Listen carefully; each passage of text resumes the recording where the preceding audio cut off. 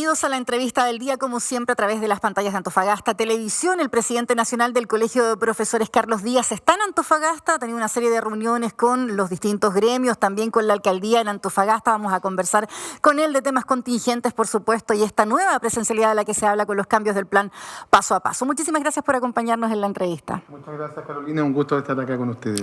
Precisamente quiero partir con esto. Se habla de esta nueva presencialidad. Ayer todos, ¿cierto?, escuchamos los distintos cambios que hay en el plan paso a paso. La postura sigue siendo la misma desde el Colegio de Profesores respecto a lo que han mantenido hasta ahora, o hay que hacer algunos puntos de inflexión respecto de lo que podríamos ver de aquí en adelante. Bueno, nosotros seguimos indudablemente defendiendo la vida y la salud de las comunidades educativas. Ese es el tema de fondo y por ese motivo es que hemos sostenido desde los inicios de esta pandemia que en primer término queremos volver todos a la presencialidad. Ese no es el tema de fondo ni es el tema en discusión. No hay ningún inconveniente, que más que las profesoras y profesores de Chile sabemos que nada reemplaza a las clases presenciales. Pero el tema de discusión tiene que ver fundamentalmente con las condiciones para ese retorno. Y obviamente, dado el contexto, dado lo que hoy día tenemos en el país, creemos que no están esas condiciones. En primer término, porque estamos frente a una situación de pandemia que, si bien así ha ido bajando los niveles de contagio en las últimas semanas, todavía es una pandemia que está absolutamente vigente y presente en Chile. Pero además de ello, tenemos una variante que es muy peligrosa, dicho por la OMS, que es la variante Delta, y que indudablemente nos preocupa mucho y creemos que el gobierno se adelanta innecesariamente porque todavía no sabemos cuáles van a ser las consecuencias de esta variante en Chile. Tenemos lo que ha sucedido en otros países, en Inglaterra, en Israel, que generó verdaderos estragos esta variante y por tanto eso nos preocupa. Hasta antes de la variante Delta se hablaba siempre o se criticaba la postura del Colegio de Profesores diciendo que no siempre estaban los argumentos técnicos, la evidencia muchas veces para demostrar que los contagios dentro de los establecimientos educacionales eran la principal razón para el freno del retorno, ¿cierto?, presencial. Esto tiene un punto de inflexión, entonces es con esto que vamos a tener evidencia, dicen ustedes, en el mundo también respecto de esa presencialidad que sería la negativa nuevamente del Colegio de Profesores en este caso. Por cierto, el tema de la variante Delta es un elemento absolutamente claro, concreto, científico, que da cuenta de una relación, de una situación que ha pasado en todo el planeta. Y si a eso agregamos indudablemente lo que hoy día tenemos como crisis hospitalaria a nivel del país, obviamente que también es un tema que nos preocupa profundamente. E incluso la situación estacional, si la llevamos al tema estacional, sabemos que en esta época del año se agregan necesariamente, por una cuestión normal y natural de la estación, del invierno, otros virus que son muy peligrosos y que por supuesto afectan a nuestros estudiantes. Entonces, si une usted esa relación con la situación puntual de lo que significa la crisis hospitalaria, sabemos que tenemos hoy día en muchos hospitales de Chile un colapso, también tenemos muchas camas pediátricas que en su momento UCI han sido traspasadas a lo que es la situación del coronavirus, no hay donde atender a nuestros estudiantes y eso nos preocupa de sobremanera. Se fue mejorando con este seguro COVID que también se pretendía por parte, ¿cierto?, del Colegio de Profesores. Eso ya se ha ido zanjando, la asignación de recursos específicamente, porque muchas veces se entiende que es solo el freno socioeconómico, porque si uno piensa que el 80% más o menos ha regresado a clase en el caso de los particulares subvencionados o colegios pagados y solo un 29% lo ha hecho desde los municipales. ¿Es una cuestión entonces de recursos más o menos para volver a esta presencialidad? No, es una situación también de dar por sobre todo confianza y seguridad a las madres, padres y apoderados.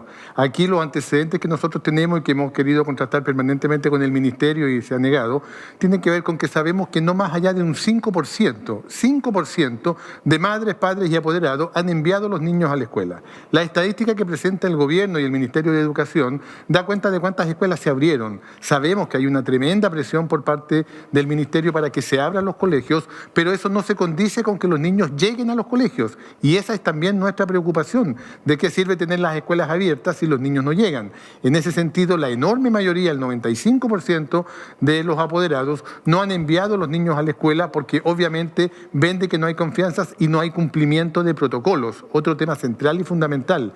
No existe cumplimiento de protocolos en muchas de las escuelas de Chile. En la gran mayoría de ellas no existe este cumplimiento y por eso que para nosotros es una exigencia fundamental. Pero esa es la diferencia, ¿es socioeconómica entonces la diferencia? Porque si uno da crédito a estas cifras de que el 80% pagados y subvencionados, ¿cierto?, ha regresado, ha abierto sus puertas. Usted dice que también hay el 5% que solo ha enviado, porque pareciera ser un número distinto al que da el ministro. Claro, es un número absolutamente distinto y reiteramos, no es que el 80% de los niños haya vuelto a las escuelas. Nosotros no hemos visto 3.200.000 niños en las escuelas en el último mes. Eso no es real, es absolutamente una fantasía que plantea el gobierno. Lo que hace el ministro es decir, aquí se abrieron las escuelas. Sabemos que hay mucha presión y eso está claro absolutamente. Y presión por sobre todo a los colegios particulares subvencionados.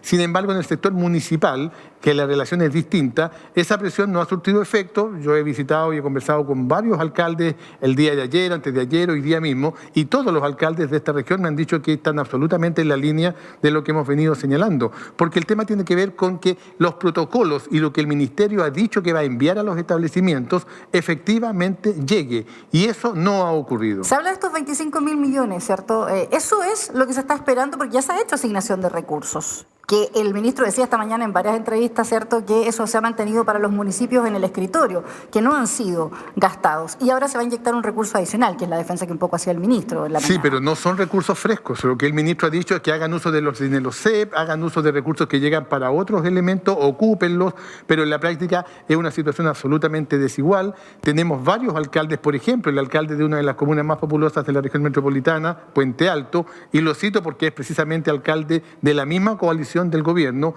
ha dicho claramente que el ministro miente, que el ministro lo que hace es decir que llegan los recursos, pero en la práctica no han llegado recursos más allá del 15% para poder cubrir el 15% de los gastos en los establecimientos. Por tanto, estas cifras que aparecen muy rimbombantes, muy grandes, en realidad dan curso de recursos que ya están planteados para otro ítem y que el ministro pide que puedan ser destinados a situación COVID, pero que además es absolutamente desigual de acuerdo a la municipalidad. Lo que nosotros hemos pedido acá fundamentalmente son recursos frescos, destinados exclusivamente para dotar y tener la certeza de que todo lo que está planteado en los protocolos se cumpla efectivamente. Pero, entonces este adicional tampoco es que ustedes digan va efectivamente a llegar. Entonces es porque la anterior partida de recursos, dicen ustedes, no se ha concretado, porque esto pareciera ser el adicional, los 25.000 millones de pesos de los que habla. Sí, pero estos adicionales que el ministro viene anunciando desde el año pasado, yo quiero recordar que ya el año pasado planteó en distintas fechas, en distintos momentos que iba a enviar recursos,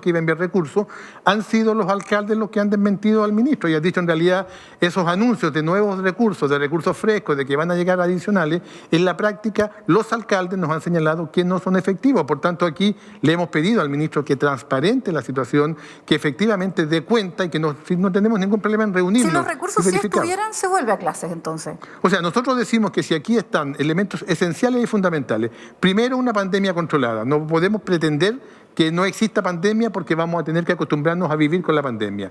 Protocolos que se cumplan efectivamente en todo el país. Para nosotros es clave y fundamental. Y tercero, que se haga efectivo lo que el presidente de la República se comprometió en la reunión COVID del 23 de febrero de este año en La Moneda, en la cual yo participé, en donde el único compromiso al cual llegamos era que se conformaban mesas de trabajo en todas las escuelas, jardines infantiles y liceos de Chile, conformada por las madres, los padres, apoderados, asistentes de la educación, profesores, Ministerio de Educación, Ministerio de Salud. ¿Para qué? Para fiscalizar el cumplimiento de estos protocolos. Si los padres pueden fiscalizar y darse cuenta que todo lo que está escrito en el papel llega efectivamente a los establecimientos educacionales, que tenemos una pandemia controlada, por supuesto que están las condiciones para el retorno, porque reiteramos, nosotros somos los primeros en que queremos volver a dicha presencialidad, pero en condiciones seguras para nuestros estudiantes y para las comunidades educativas.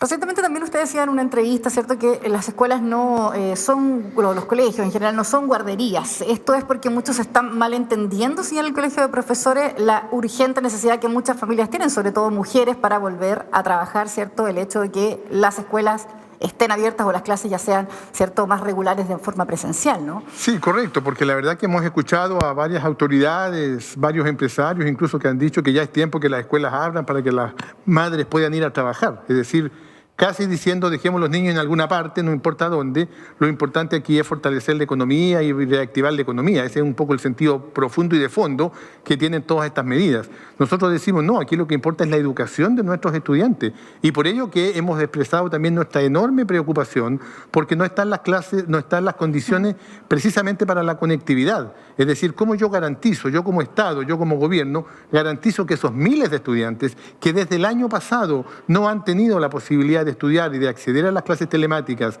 no porque sean flojos, no porque no les interese, porque no tienen las condiciones para conectarse, para tener internet en sus casas, para tener un equipo donde conectarse, es el Estado el que debe garantizar esas condiciones. Y eso no ha cambiado en nada, ese garantizar, porque desde el año 2000, ya delante del 2020 y este 2021 vamos a cerrar un semestre ya en esta condición actual. Entonces, ¿cuál es el comparativo que uno podría hacer? ¿Se ha mejorado? Efectivamente, ¿podemos seguir con estas clases de remota?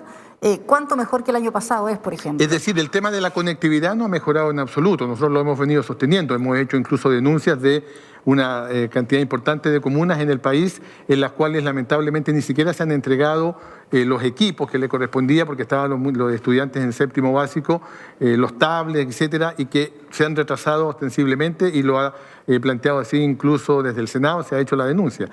En la práctica, aquí lo que nosotros hemos dicho es que si se garantizara efectivamente y se entregaran las condiciones para que las clases telemáticas funcionaran como corresponde, por supuesto que serían mucho más efectivas. Pero cuando usted tiene un tercio de estudiantes que no tienen acceso a esas clases telemáticas porque no tienen conectividad, es el Estado el responsable y el ministro quien debe responder. Por ello, la acusación constitucional que hoy día está, porque ese es uno de los elementos que indudablemente se ha denunciado, que el ministro no ha sido capaz de dar educación a una cantidad importante de estudiantes por no tener conectividad y el ministro solo ha mirado desde la lejanía. ¿Qué proyectan entonces, si ese es el balance de lo que ha sido el primer semestre, qué proyectan entonces desde el colegio va a ocurrir este segundo semestre? Porque es cierto, desde cuarentena ya se va a poder tener la posibilidad de que se asista a clases presenciales y usted dice que existe mucha presión, efectivamente quizás del sector privado o subvencionado, ¿no?, de la educación. Entonces, ¿podríamos tener un segundo semestre muy distinto? Tal vez van a tener que sí replantearse nuevamente estrategias distintas de trabajo desde el colegio de profesores porque pareciera ser que ya aquí la presión va a ser diferente, tenemos un segundo estado de cosas hoy día. ¿Lo comparten? A ver, sí, aquí primero me ha parecido a mí muy grato poder conversar con varios alcaldes de aquí de la segunda región. Permanentemente estamos en contacto y conversando con alcaldes de otras partes de Chile. No había tenido la ocasión de conversar con los alcaldes de acá y estamos en la misma dimensión, estamos en la misma sintonía. Es decir, aquí lo primero es el cuidado de la vida y la salud. Eso es lo central y fundamental. Nosotros también hemos sostenido que el invierno es una fecha, la verdad, muy lamentable para pretender volver a la presencialidad.